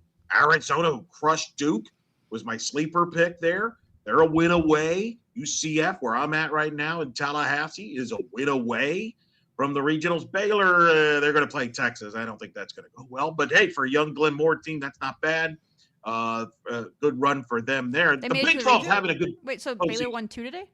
Yes. Baylor won 2 today, yeah. They eliminated Wisconsin. This is how busy I've been. I've just gotten home, guys. I hear you. Yeah. But yeah, 6 teams in the regional final, and depending on how things go, could get as many as 4 teams into a super, or at least 2 or 3. But bottom line is, a lot of focus on the SEC. But the SEC Big 12 is dominating right now this for NCAA tournament. tournament. Like they were clearly the best 2 conferences all season. I'll keep my ACC comments to myself. Yeah, it's playing out how I thought it would. Didn't we keep saying that all year on the pod, Vic? Yes. We had a whole week to talk about the Big 12, too. It's true. That's why we do media weeks. We don't do media weeks for the ACC. So it is what it is. Big 12 is doing well, and certainly Texas Tech a part of that. On that, we'll see. All right, thank you so much for coming on short notice. It was a long day for you. I know I've seen you up close now and all the different stuff you're doing. Did you finish all your work, or are you still working on stuff? I do also. Yeah, no, I posted my last video right before I left the ballpark to come here, so I'm here. I do everything. If you would like to see what I write, it's on Red Raider Sports. If you would like to see the content, I do like videos and clip together highlights with the post-game press conferences and stuff. That'll be on Seeing Scarlet's Instagram or Twitter accounts, or Facebook, or TikTok. They're everywhere. YouTube, maybe? I don't know. They get posted everywhere. So I do everything. I do have some great, I'm going to give them a shout out. Students, they both graduated this weekend. Erica Martinez, she takes pictures for us sometimes. She has been in this regional, has gotten some great pictures. And then Tyler Lester, who's my co-host on the podcast, also graduated. They're both going to grad school, so they're sticking around. But some students that I always like to get students into sports media and like help them if they want to, just to get more people that are passionate about it. And they've been working with Seeing Scarlet for a couple of years now. And Erica just jumped in to do photography. She'd never done it until this year. She just wanted to try, and I was like, well, I'm busy. Go for it. And she's really good, and she took some great pictures today. So shout out them. I couldn't do it as smoothly as I do now without, like, some actual other people helping. But, yeah, pump it out. There you go. Yeah, you check out her work. People are looking at the chat saying you're a super trooper. Look at that. Roger's big fan. He's a super fan. We love Roger Hardy. And if you want to some laughs to end your day, and you are an On3 subscriber of any kind, I don't know how this works, but you can go to the Red Raider Sports board. You don't have to be a Red Raider Sports subscriber unless you'd like to subscribe just for my stuff, please. But you can go to the board, and there's like 30,000 views on our the game thread today, and all these comments, and it's hilarious. Just 20 straight pages of roller coaster comments. At one point, now I am down. If anybody knows how much a Chick-fil-A franchise costs, I'm actually on the hook to buy a Chick-fil-A franchise. It's a long story. If you want the answer, it's in the thread. Eric, we didn't have to bring her back in the off season to get the inside story about that. I don't have time for that, probably. We might bring her back before that. Who knows? I didn't know about that there. We need content in the summer. Stories like that will help a long way. If Texas Tech wins. By the way, hold on. Hashtag Rally Cow. Wait, what? Hashtag Rally Cow. Oh, there you go. There's a hit. There you go. Well, I'm excited. Vic's going to pay off his debt on Sunday night. I want to see that because I might, I hope so. Don't be jinxing us up in here. That's true. Texas Tech's got to win, which I was rooting for Tech to win anyway to begin with. So this just adds more reason to root for it, for sure. And of course, Eric froze. It's fair. Now the funny thing is, Eric's had issues with his internet. If anyone can screenshot Eric's picture right now and tweet at No Context Softball. Oh, he's back. Yes, please do. By the way, for those of you who are watching on replay, screenshot that moment that Eric's face froze like that and send that to No Context Softball. We would greatly appreciate that. Like we would greatly appreciate Shelby for joining us for Seeing Scarlet. Shelby, thank you so much again. And here's hoping Texas Tech takes care of business and I can pay off my debt to you after a year. Yeah, we'll see you on Sunday night. All right. Thank you, Shelby. All right, see you guys. Thanks buddy. Bye. What's going on with my internet? I don't know what's going on. Your internet has kind of been short-circuiting like the strike zone in Fayetteville, which has been unfortunate. That really led to what happened with Ole Miss blowing things over with Boston. They're 9-4. They're in the top of the sixth there. So it's looking like Texas Tech and Ole Miss will run it back for the regional title in Lubbock tomorrow. South Carolina, Fullerton, they are scoreless, bottom 2. Oregon leads St. Mary's 1-0. They're in the bottom of the third. Texas A&M taking care of business against UConn. Oh, no, that's raining in Eugene, Vic. It's raining in Eugene. Well, Kenzie. Of course, Kenzie Fowler is calling that. Then she just came off a weather-delayed Sun Belt Championship game she called. Maybe the weather's following her. I don't know. I don't know. Virginia held on to beat Indiana 9-7. So it'll be Virginia versus Tennessee in the regional final in Knoxville tomorrow. But Ms. Lopez, A&M's 3 outs away, by the way. A&M's Yes. 3 outs away from it making that official against Arizona State. Thank you, Adam Pierce. Thank you. I still need to get that. I still need to get that clip. Yeah, where is that clip? All right, Vic, give me. Who is the visiting team that's in the driver's seat tomorrow that you like the most to get out of their regional win and get to a super? Wait. Visiting team? The team that's not the host. Okay, team that's right, because the NCAA likes to complicate things with who's the host, who's the home team, who's the visiting team, all that nonsense.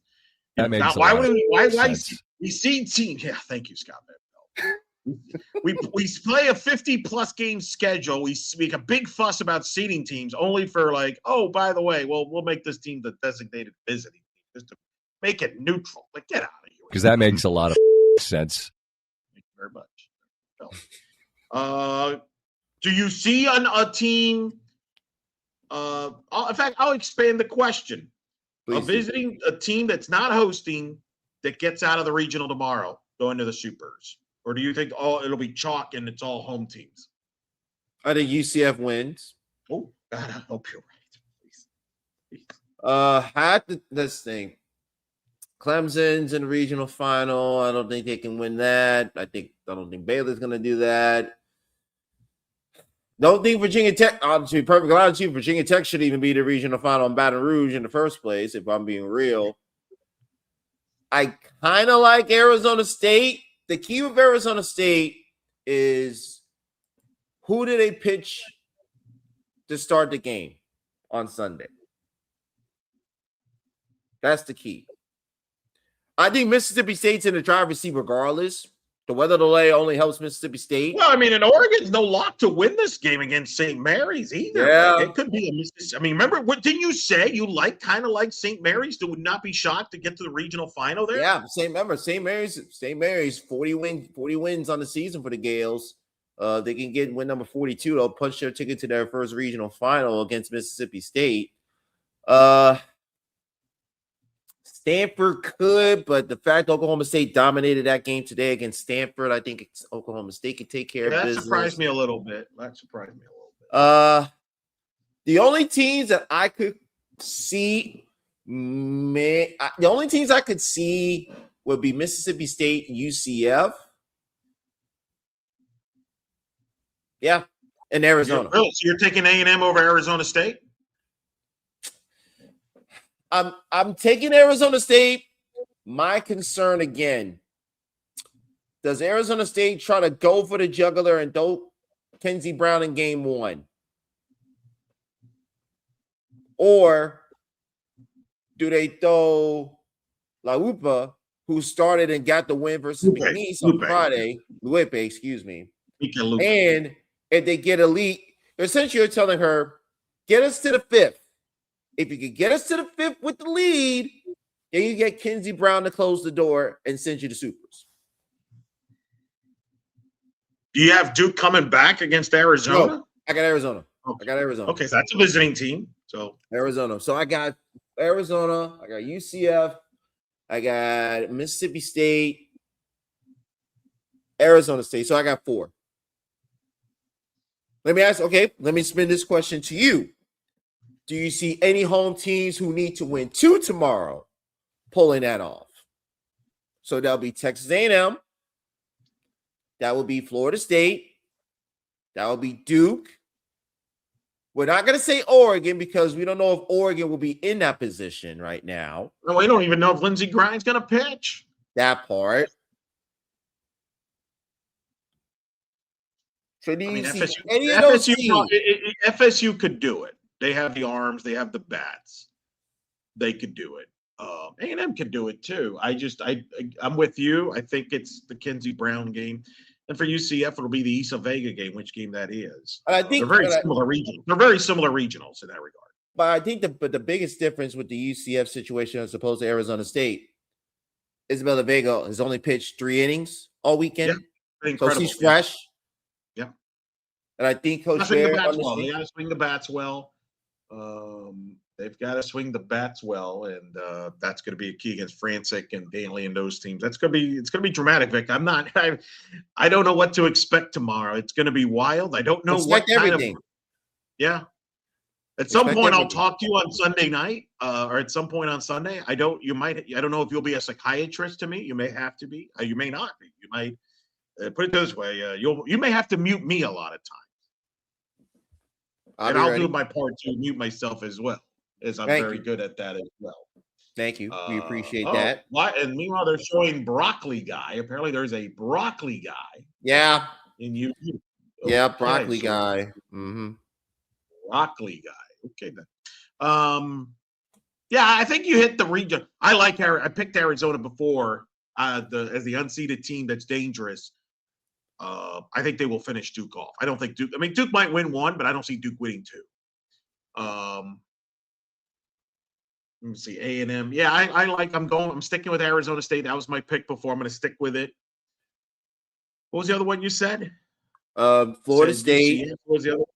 Yeah. Florida State was the third one, and then the other one was Mississippi State. Yeah, Mississippi State. You're right. I will stick. I'm going to go with Mississippi State because of again, Lindsey Grine. If she's not pitching, that's a big difference. It's a big difference. Yeah. I mean, and there's no guarantees they're going to get out of tonight. I mean, it's not like they have finished off St. Mary. So I'm with you there. I'm with you there. Do you think there's a home team that could get doubled up tomorrow? Ooh. Maybe Nebraska, but if Jordy Fromm pitches the way she did today with 16 strikeouts, I don't see that happening. Yeah. Well, let's see. The only one I can think of maybe is Stanford. If they get that first game against because I'm assuming Ruby's pitching the first game. If Stanford wins the first game to force a game 7, that could be a momentum there where Stanford maybe. I'm not picking it, but I think that would be the best shot. Yeah. I don't think Virginia Tech beats LSU twice. I think LSU. Again, I don't think Virginia Tech. Again, let's remember, Virginia Tech shouldn't even be in this position in the first place. Well, in LSU, what's wild is people quietly, Monticelli, Solera, Hebner, they quietly have developed 3 arms. Mm-hmm. We'll talk. Maybe we'll talk supers at 3 a.m. when I get to Orlando. At some point, I think LSU could give Alabama a run for its money. Supers, and I think everybody's going to pick Alabama. Everybody's going to assume Alabama's going to win. LSU's an underdog. Alabama's the heavy favorite. That could be. And that's where Beth Torina wants to be. And it's always that one. And remember, Eric, Beth Torina has had a history of winning super regionals on the road when she is an underdog. Right. So that's one I'm watching closely. By the way, it's 1-0 Oregon, top of the 4th. So the Butler home run to start the game is the only run so far. How they resume play, or are they still in the weather? Yeah, no, they're still. Yeah, they're playing. They're playing now. It was a soft rain, one of those soft rain. Mm-hmm. South Carolina and Fullerton are scoreless in the 3rd. Carolina has 2 on, nobody out. I know this sounds crazy because I don't even know who's going to win this game. If South Carolina somehow got to that regional final, it wouldn't shock me if they make UCLA sweat. It's not like UCLA has dominant pitching. No. And remember, UCLA was down 11-9 in the 7th inning and needed to come back to walk off Cal Baptist to get to the winner's bracket today. Right. The problem is I don't even know if South Carolina is going to get to there. I mean, it might be Fullerton. So I'm not going to pick it. I think UCLA will advance, but fair. A&M's now open it up 10-3. My advice to A&M is maybe save some of their save some runs. Yeah. Remember they scored all those runs against UConn in that open on Friday. Yeah. Well, it didn't help them against Kinsey Brown. Nope. LSU, I still like Oklahoma State, but again, Stanford, I could see that. They're very prideful. I'm picking Georgia. I don't trust Clemson, Vic. I don't. Nope. Although it would be hilarious if Clemson just won both games. That would be the most Clemson. That would be the most Clemson thing of this season if Clemson somehow knocks off 2 from Georgia and they're the ones that go to supers. That would be the most Clemson thing if that happened. Agreed. Florida should take care of business against Georgia Tech. I do think Texas Tech will finish off Ole Miss. Mm-hmm. I mean, that was the game Ole Miss needed. and I do think we're going to get Florida at Texas Tech. Where I may go there for that, or I may go to Los Angeles, or I may not, depending on what happens here in Tallahassee with UCF. Oh, by the way, Eric, there will be history made tomorrow afternoon as well. Texas A&M, Arizona State will be the first regional final to be broadcast on ABC. Regional final, not super regional. Is that because there's like no NBA? Yes, because remember, the only game 7 is going to be tomorrow night. And that's Boston, that's Detroit and Cleveland. By the way, Detroit's going to win by 50. I'm just booking that right now. I'm shocked. I would have thought, ABC, did they? I mean, usually they. Because remember, the Western Conference is already done. The Western Conference is already done, and the Knicks are chilling after they took care of. So what time is that on ABC? 3? What is it? 2:30? It'll be 3 p.m. This is from Ben Huddleston. The regional final from College Station will air on ABC tomorrow at 3 p.m. Eastern. Arizona State will face the winner of Texas A&M. Eric Freed, Madison Shipman. Good for them. Yeah, they're a good team. Good for that. Good. I got no qualms with that. Katie Flannery just hit a home run for the Ducks, by the way. I think they've heard us negatively talk about them, and they're sick of it. 3-0 Oregon in the 4th. So Oregon's like, you guys keep knocking us. Watch out. And there's Broccoli guy. He's still there. Broccoli guy.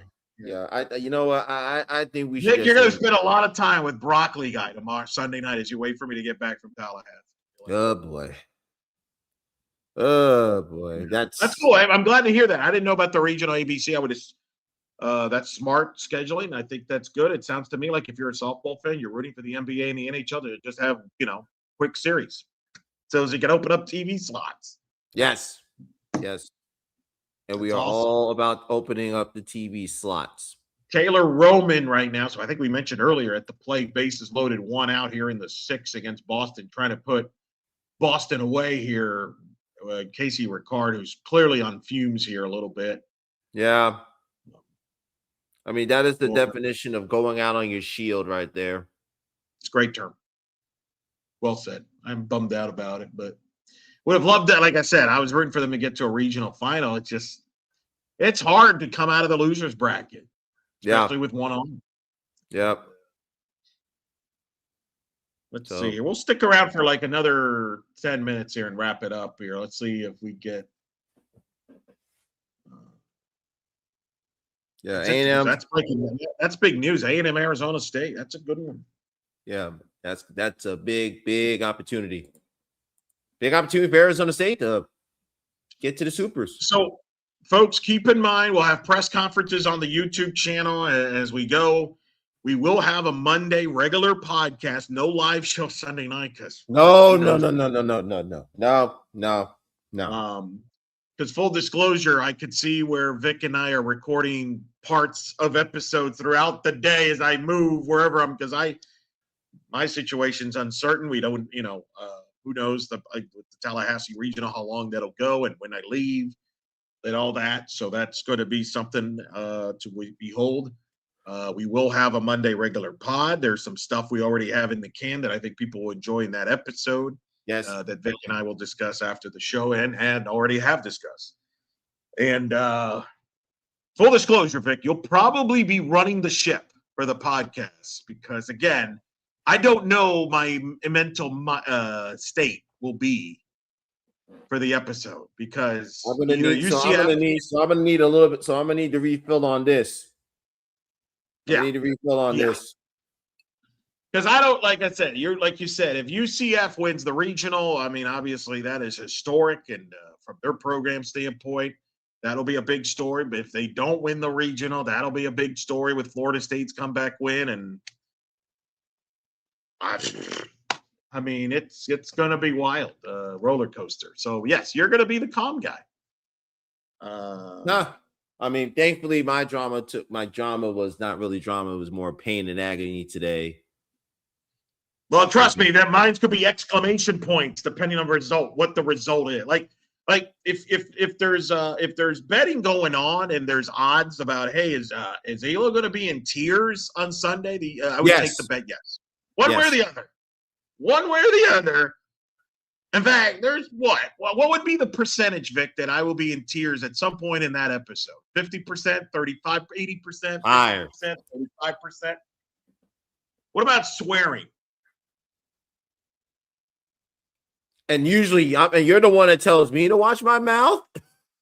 Well, that's why you're the producer. You can edit it out. That's the beauty of it. That's why you're gonna edit the bleep out of me, one way or the other. I have a feeling on this episode. And the beauty is people have to figure out what part that is, for sure.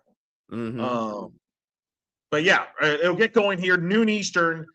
FSU, UCF. I believe Florida's play. What time's Florida play Georgia Tech? 10, 11, 12? Hold on. Let me go to our D1 softball scoreboard powered by Mizuno to get confirmation. Shout out Nick, man. I see Nick. Yes. Hopefully hey, Nick, how you doing? So things go our way. So Maybe we got we'll see each other in a couple weeks. As a matter of fact, let me pull up the said D1 softball scoreboard powered by Mizuno, and I can show you, Mr. Lopez, what our schedule will be looking like for Sunday. So our new window. We have Duke, Arizona, Clemson, Georgia, Georgia Tech, Florida, Florida State, UCF. 1 o'clock, we got Baylor, Texas, USC, State, Alabama. 2 p.m., South USF, Arkansas, Tennessee, Virginia, Tech, LSU. 3 o'clock, you can change the TBD to Texas A&M, Michigan, Oklahoma, Grand Canyon, Nebraska. 4 p.m., you got Stanford, Oklahoma, Ole Miss versus Texas Tech, UCLA versus South Carolina or Fullerton, and then 7:30, Mississippi State versus either Oregon or St. Mary's. And then remember, if one of these two games goes to a game 7, that's going to be 10 p.m. And we know, we know somebody is Vic. Why they're not going to make it easy on our recording? Come on. Heaven forbid. Heaven forbid we get an easy Sunday. What was it? We did 1 year. There was the 1 year where what? That was Texas and Oregon. What it was impacted by weather. Time? Didn't we record like at 1 or 2 in the morning? 1:30. Yeah. Last year was pretty late too, wasn't it? Late I think we were recording towards the end of the Stanford Oregon thing because that was right after Liberty. Because Liberty had just stunned Texas A&M at College Station, and at the same time, Stanford with Joey Economides sent Stanford to a game 7 before Oregon walked them off to go to Supers, which they hosted and got them to the World Series. All ties back to Eugene. And this year, I'm going to be traveling while all this is going on, and Vic will have to tell me what's going on. Hopefully, in the bus, I will be able to have access to some of this. Hopefully, here's hope. That's one of the things I'll be working on for sure. Ole Miss still up 9-4, 6, only in the top 6. And although that's at the track, so Ricard gets out of the jam, but it's 9-4. Ole Miss, bottom of the 6. Can Boston put out a miraculous comeback? Oh my gosh. If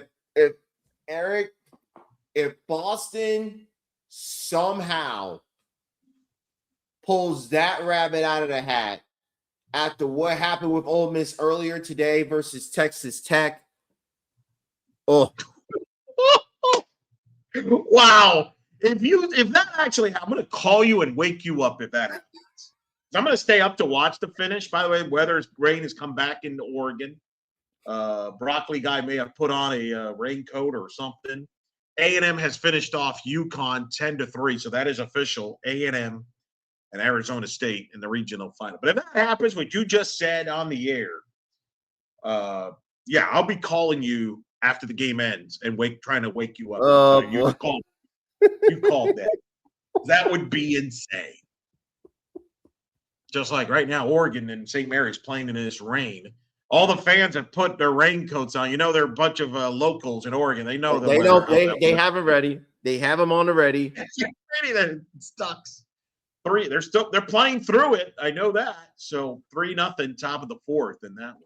And then South Carolina Fullerton going on there. Final thoughts, Vic, as you'll be watching all of this unfold on a regional Sunday. We will be down to 16 teams by the time maybe I get to Orlando late Sunday night, maybe, or maybe we'll be at 17, 18 teams, depending on what happens in the West Coast.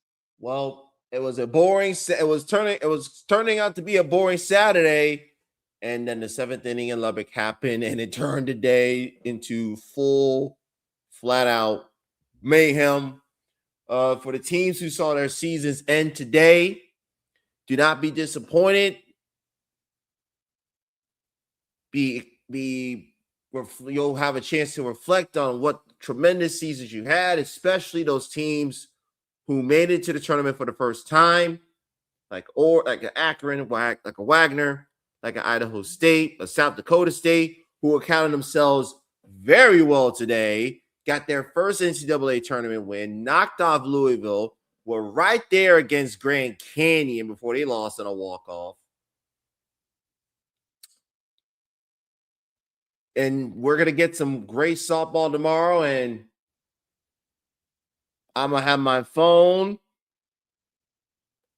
on regular. I'm taking it off of silent and dreading if I get a phone call from the gentleman with the choppy internet in Tallahassee saying that Boston ended Ole Miss's season. If I get that call, that's going to be a sign we're in for a wild Sunday. I'm just telling you right now. If I get that call from you, I don't know what the heck I'm going to do. I don't know. And you're muted for the third time on this show. Yeah, I know. That tells you I'm getting tired. Yeah. So if you're getting tired, why don't we end the stream? Well, we are bottom of the 6 in Lubbock. Ole Miss up 9-4. South Carolina up 1-0. Bottom of the 3rd over Fullerton. Oregon up 3-0. Bottom of the 4th against St. Mary's. So those are the 3 games. I encourage you to tune those if you like. I'm going to be checking out in about 8 hours plus. And I'm going to cover softball. And then hopefully traveling to Orlando and getting it at some point into Orlando. Hey, listen, fun show. I'm also going to finish, by the way, not to rub it in, Vic, but I am going to finish my Bojangles. You missed this? Don't you? You miss it. I'm saluting you from under my production. I'm saluting you from under the production desk, by the way. I'm going to finish that, watch the remaining of these games, and then get ready to check out in about 8 hours. Thanks to our guest, Haley Minen. Thanks to seeing Scarlett's very own Shelby Hilliard for our guest. We had coverage from College Station in Lubbock. Oh, Boston got a leadoff runner on. Oh, gosh. Let's go. Be you, baby. We'll see how that goes, folks. Thanks to Vic, obviously, for being patient and all day. He's been posting videos that I've been sending him from the stadium. Probably do the same again on Sunday. We'll reconvene on Monday morning for the pod. Lot to discuss. A lot of caffeine will be on that show. Who knows the emotions at that point, but it should be a lot of fun. Thanks for everybody to tune in tonight. Enjoy the rest of Saturday night and the late Sunday, early Sunday morning, depending where you're going. There you go. One more wig. One more wig. In honor of the ASUN champions going out today, and the fact that we're going to be strapping in for what the heck might happen in the next 30 minutes, 45 minutes if my mouth next 12 hours. I mean, it could be the next 12 hours, 24 hours. 24 hours. Yeah. Mayhem, more mayhem. Those regional finals will be ongoing and everything like that. So enjoy. For Vic, I'm Eric. Hope you enjoyed this special edition of In the Saturday Night's Mayhem here on In the Circle Live. We'll be on In the Circle podcast on Monday. Check podcast feeds for that, audio feeds. We may have some videos as well on the YouTube channel throughout, and keep it on social media for all the latest updates and much more. Have a good evening, everybody. Good night from Tallahassee. This has been In the Circle Live. Top podcast is out. Good night, Canada.